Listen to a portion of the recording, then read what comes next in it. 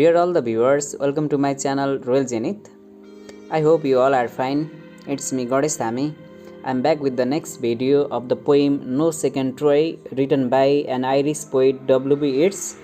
In this video, I will analyze and explain the poem line by line, talk about the figures of speech used in this poem, give summary, important question answers and multiple choice questions. Before that, if you have not subscribed my channel yet, please subscribe it so that you will get the notification of the important videos in upcoming days. William Butler Yeats was an Irish poet, dramatist, prose writer and one of the foremost figures of 20th century literature. William Butler Yeats एउटा Irish कवि र नाटककार हुन् र उनले प्रोजहरू पनि लेख्ने गर्छन्, एस्से स्टोरिजहरू पनि, र उनी 20th सेन्चुरी 20औं शताब्दीको एउटा फेमस एउटा मोस्ट इम्पोर्टेन्ट लिटरेरी फिगर हुन्, साहित्यकार हुन् र उनी मोडर्न पोइट हुन् आधुनिक समयको।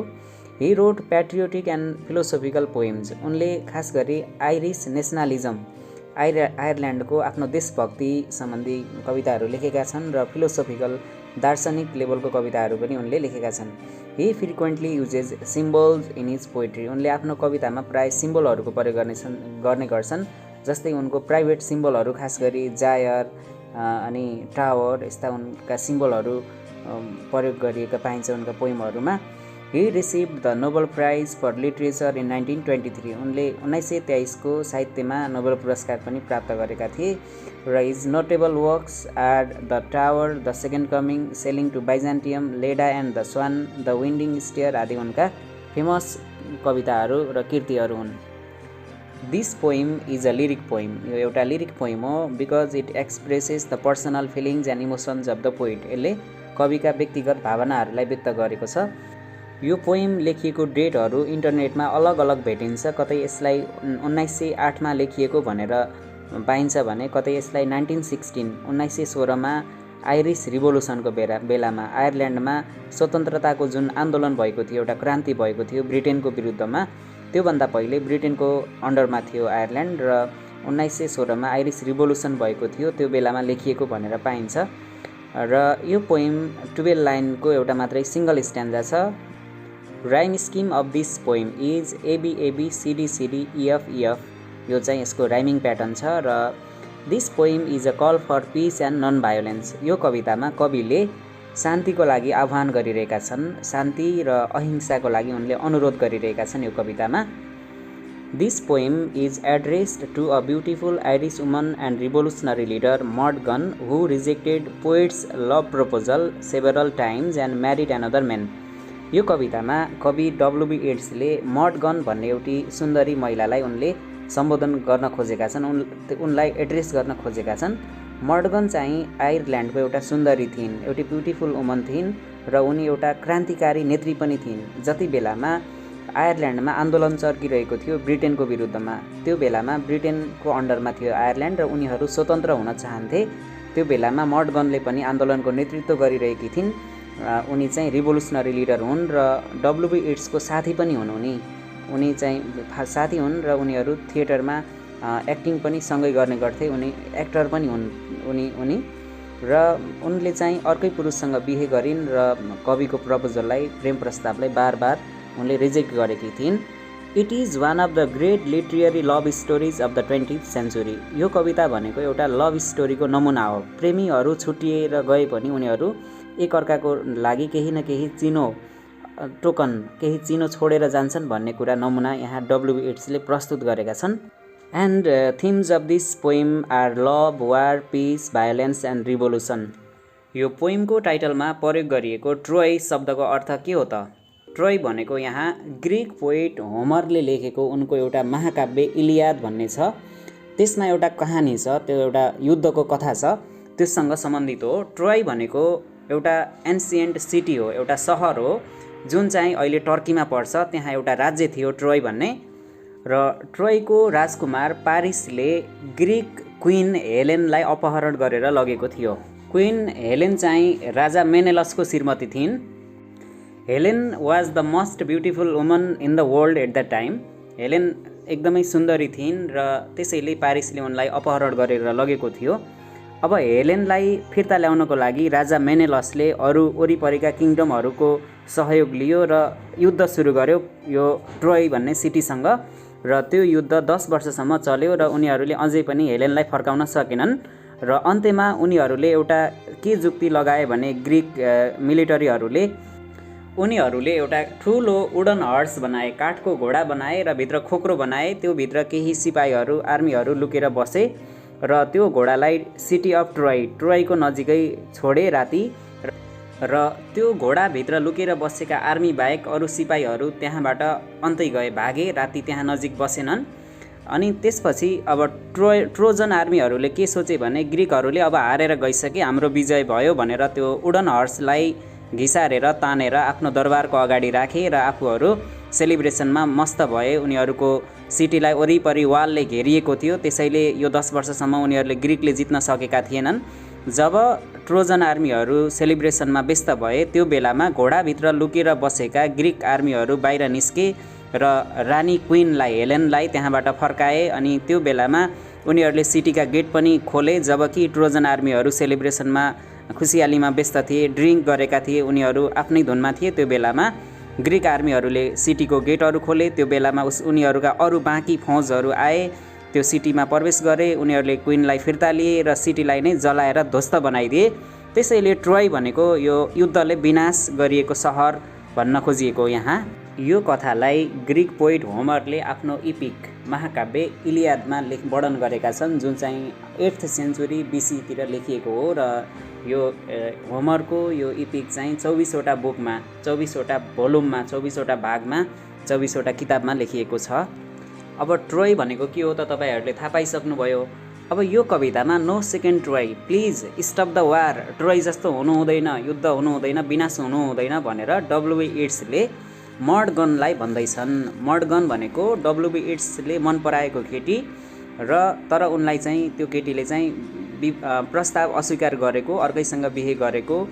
त्यो केटी चाहिँ आइरिस रिभोल्युसनरी लिडर हो। ऊ चाहिँ त्यहाँ क्रान्ति गरिरहेको छ, नेतृत्व गरिरहेको छ, मान्छेहरूलाई उचालिरहेको छ, एकदमै हिंसा भड्किएको छ। त्यो हिंसा बन्द गर प्लिज भनेर W.B. येट्सले यो कवितामा भनिरहेका छन्। कसलाई त? मर्डगनलाई। यो पोइमको टाइटलमा प्रयोग गरिएको ट्रोय शब्द चाहिँ ग्रिक पोइट होमरको इलियादबाट ल्याएको हुनाले यो रेफरेन्स हो, प्रसङ्ग हो, त्यहाँबाट ल्याइएको। त्यसैले यसलाई एल्युजन भनिन्छ। फिगर्स अफ स्पिचमा यो चाहिँ एल्युजन हो। अब म यो पोइमलाई लाइन बाई लाइन एक्सप्लेन गर्न गइरहेको छु। Why should I blame her that she filled my days with misery. यहाँ प्रयोग गरिएको सी प्रोनाउनले मर्डगनलाई रिफर गर्छ, मर्डगनलाई जनाउँछ। Why should I blame her, मैले उसलाई किन आरोप लगाउने। That she filled my days with misery, जसले मेरो जिन्दगी, डेज भनेको यहाँ माई लाइफ भन्न खोजेको, मेरो जिन्दगीमा दुःख पीडाले भरिदियो। मिजरी भनेको पीडा। अब कविलाई अब प्रेममा बार बार रिजेक्ट गरेपछि दुःख त हुने नै भयो, त्यसैले गर्दा हार्ट ब्रोकन छन् कवि। त्यसैले गर्दा जसले मेरो जिन्दगी दुःखले पीडाले भरिदियो उसलाई मैले किन आरोप लगाउने भनेर यहाँ रिटोरिकल क्वेसन सोध्दैछन्। रिटोरिकल क्वेसन भनेको त्यस्तो क्वेसन जसमा आन्सर त्यो क्वेसनभित्रै लुकेको हुन्छ। यहाँ कविले भन्दैछन् म किन आरोप आरोप लगाउन चाहन्न भनेर भन्दैछन्, तर लगाइरहेका छन् आरोप। or that she would of late have taught to ignorant men most violent ways। र मर्डगनले अर्को के काम गरेकी छन् भने इग्नोरान्ट मेन, जो अशिक्षित छन्, गँवार छन्, पाखे छन्, एकदम उनीहरूलाई केही थाहै छैन, त्यस्ता मानिसहरूलाई मर्डगनले के सिकाइरहेकी छन् भने सी हेज टट मोस्ट भायोलेन्ट वेज। भायोलेन्ट भनेको हिंस्रक, हात हतियार उठाउन, आन्दोलनमा उचालिन उनले त्यो मानिसहरूलाई अनुरोध गरिरहेकी छन्, त्यो मानिसहरूलाई सिकाइरहेकी छन्। जति बेलामा आयरल्यान्डमा रिभोल्युसन चलिरहेको थियो, क्रान्ति चलिरहेको थियो, ब्रिटेनको विरुद्धमा त्यहाँ स्वतन्त्रताको लागि आन्दोलन चलिरहेको थियो, त्यो बेलामा भायोलेन्ट वेज गर्नको लागि यो मर्डगनले पनि मानिसहरूलाई उचालिरहेकी थिइन्। त्यसैले कविले यहाँ आरोप लगाइरहेका छन्, तर उनले भन्दैछन् मैले किन आरोप लगाउने, जसले सोझा साझा गरिब गँवार जनताहरूलाई हात हतियार उठाएर, बन्दुक उठाएर क्रान्तिमा होमिन, मान्छेहरूलाई मार्न उचालिएकी थिए भनेर उनले आरोप लगाइरहेका छन्। और hulled the little streets upon the great. यहाँ लिटल स्ट्रिट भन्नाले साँगुरा गल्लीहरूमा, सानो झुपडीहरूमा बस्ने सिम्पल गरिब पिपलहरूलाई जनाउँछ। ती गरिब जनताहरूलाई मर्डगनले उचालेर उनीहरूलाई भायोलेन्ट वेज सिकाएर ग्रेट स्ट्रिटमाथि प्रहार गर्न सिकाइरहेकी छिन्। ग्रेट भनेको यो ब्रिटेनलाई भन्न खोजेको हो, ठुलो अथवा त्यो पावरफुल जसले त्यो आयरल्यान्डलाई कन्ट्रोलमा राखिरहेको थियो, आफ्नो अन्डरमा शासन गरिरहेको थियो। अपन द ग्रेट भनेको त्यो ब्रिटेनमाथि त्यो गरिब जनताहरू लिटल स्ट्रिटका मान्छेहरूलाई हल गरायो। HURL हल भनेको त्यसमाथि प्रहार गर्नु, आक्रमण गर्नु, त्यसको विरुद्धमा लाग्न कसले सिकायो भने मर्डगनले सिकायो भनेर W. येट्सले भनिरहेका छन्। Had they but courage equal to desire, ती साना झोपडीबाट आएका गरिबहरूसँग पनि उनीहरूसँग डिजायर त थियो, मान्छु, ठिक छ। डिजायर भनेको इच्छा, आकाङ्क्षा, जुन त्यो इच्छा के भने ब्रिटिस रुललाई हटाउने उनीहरूको डिजायर त थियो, तिनीहरूसँग एउटा उनीहरूको चाहना त थियो। तर के तिनीहरूसँग त्यस्तो करेज, साहस थियो? त्यो गरिबहरूसँग त्यस्तो साहस कहाँबाट आयो? त्यो साहस त मर्डगनले नै दिएको हो भनेर यहाँ कविले फेरि भनिरहेका छन्। त्यस्ता ती इग्नोरान्ट गरिब पिपलहरूले बन्दुक उठाउने, भायोलेन्ट वेज अपनाउने साहस कहाँबाट आयो? उनीहरूसँग चाहना त थियो हटाउने यो शासनलाई, ब्रिटिस रुललाई, तर त्यत्रो साहस कहाँबाट आयो भनेर यहाँ भनिरहेका छन् कविले। यो पनि रिटोरिकल क्वेसन हो। What could have made her peaceful with a mind that nobleness made simple as a fire, कुन चिजले गर्दा उनको दिमागलाई, उनको माइन्डलाई यति शान्त, शालीन गरायो होला? That nobleness made simple as a fire, nobleness भनेको उनको भद्रता, सज्जनता, त्यो शालीनता, त्यो सिम्पल आगो जस्तै छ।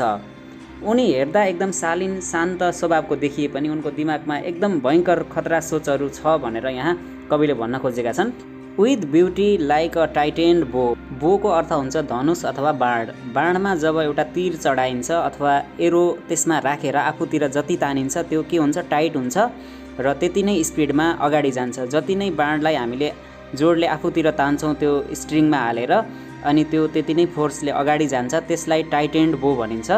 र मर्डगनको सुन्दरता पनि त्यो त्यसमा राखेको तीर जस्तै एकदम टाइट थियो, त्यसमा पावर थियो, शक्ति थियो भन्न खोजिएको हो। र उनको ब्युटीमा यति पावर थियो कि त्यसले डिस्ट्रक्सन गर्न सक्थ्यो, त्यो बाणमा चढाइएको एरो जस्तै, धनुषमा चढाइएको एरो जस्तै उनको सुन्दरता पनि एकदम खतरनाक थियो। It was the cause of the destruction भन्न खोजिएको हो। जस्तै त्यो ग्रिक क्विन हेलेनको ब्युटीले गर्दा त्यो 10 वर्ष युद्ध भयो, सिटी अफ ट्रोयलाई ड्यामेज गरियो, डिस्ट्रक्सन गरियो, त्यस्तै यो मर्डगनको सुन्दरतामा पनि खतरा पावर थियो भन्न खोजिएको हो। A kind that is not natural in an age like this, मर्डगनको सुन्दरता र जुन क्वालिटी छ त्यो अहिले मोडर्न एजको जस्तो छैन।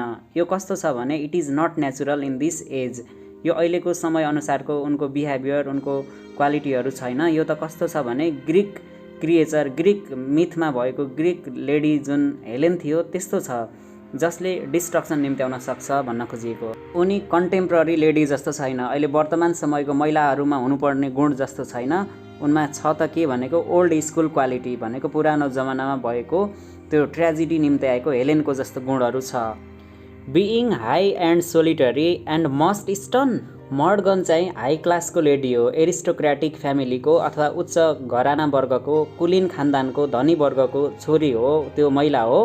And she is solitary, she is alone, ऊ एक्लै छ, तर पनि मस्ट स्टन, धेरै स्ट्रिक्ट, पावरफुल, सिरियस छ, ऊ एकदमै कडा, सशक्त खालको लेडी छ भनेर उसले क्वेसन गरिरहेका छन् कविले।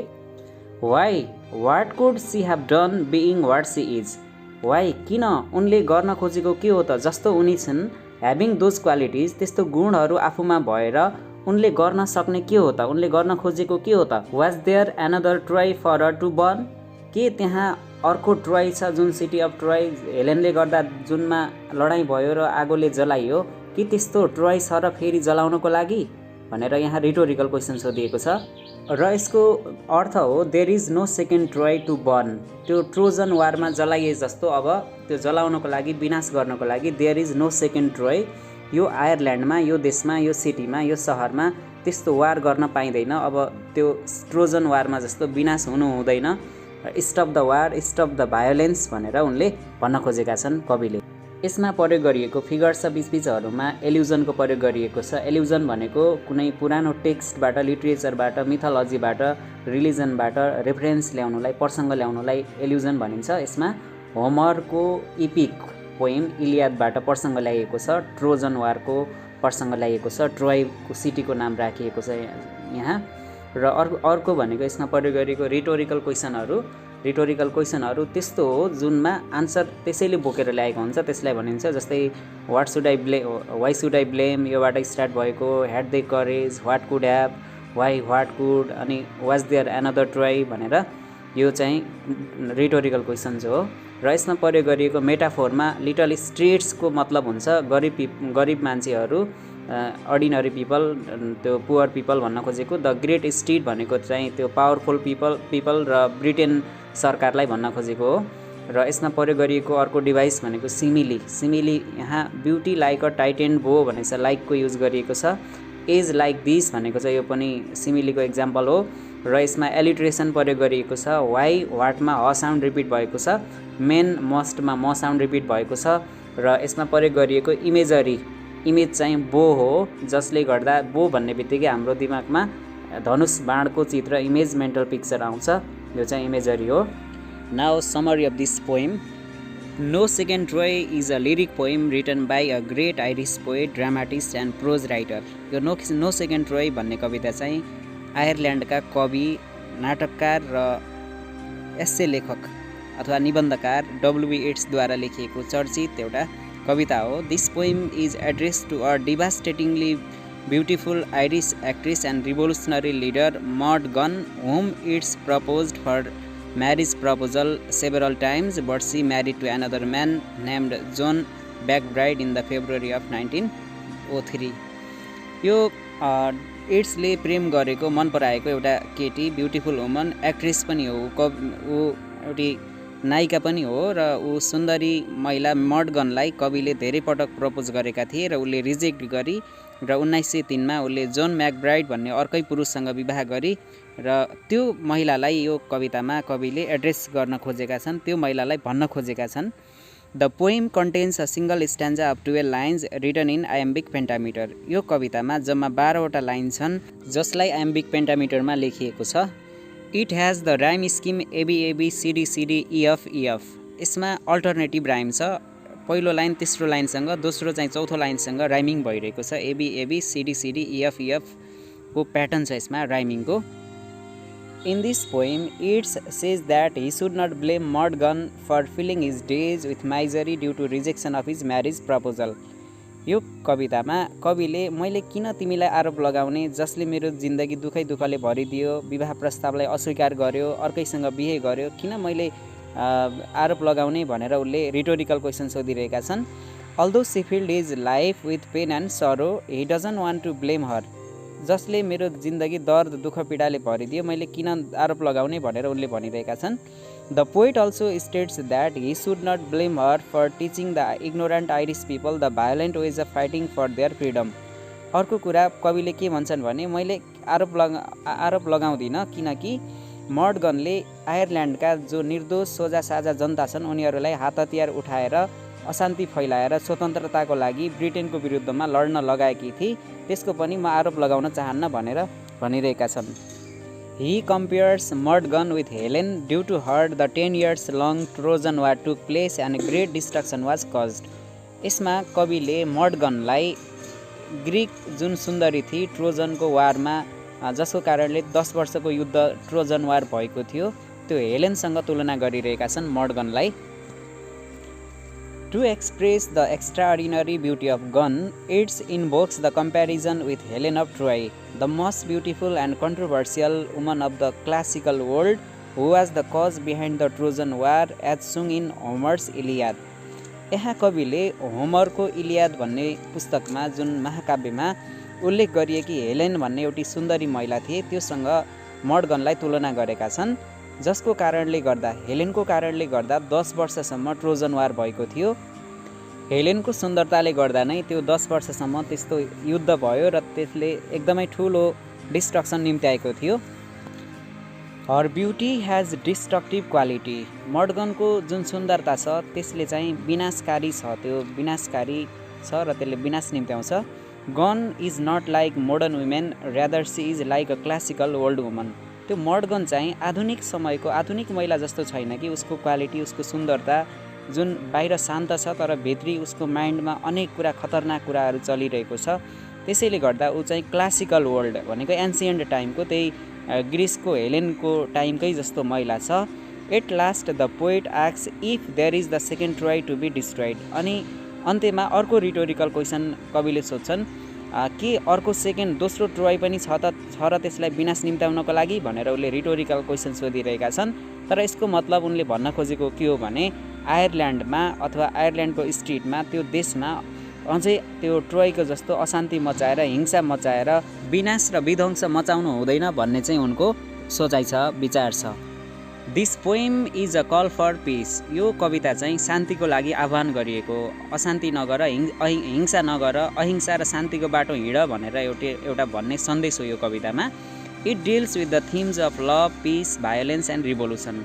यो कविताको मुख्य विषयवस्तु सन्देशहरू के हो भने लभ, पिस, भायोलेन्स भनेको हिंसा र रिभोल्युसन क्रान्ति हो। The poet beautifully merges political and personal aspect together.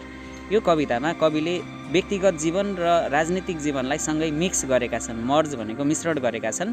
जस्तै उनीहरूको पर्सनल लाइफ, कवि र मर्डगनको उनीहरूको प्रेम थियो, व्यक्तिगत जीवनमा उसले रिजेक्ट गरेकी थिए, त्यो भनेको पर्सनल लाइफ हो। र राजनीतिक जीवन भनेको मर्डगनले जुन आयरल्यान्डमा सर्वसाधारण सोझाहरूलाई क्रान्तिको लागि उचालिरहेकी थिइन्, इन्करेज गरिरहेकी थिइन्, त्यो कुराहरूलाई पनि यसमा समावेश गरिएको छ। दुईटै कुराको मिश्रण छ। Now multiple choice questions.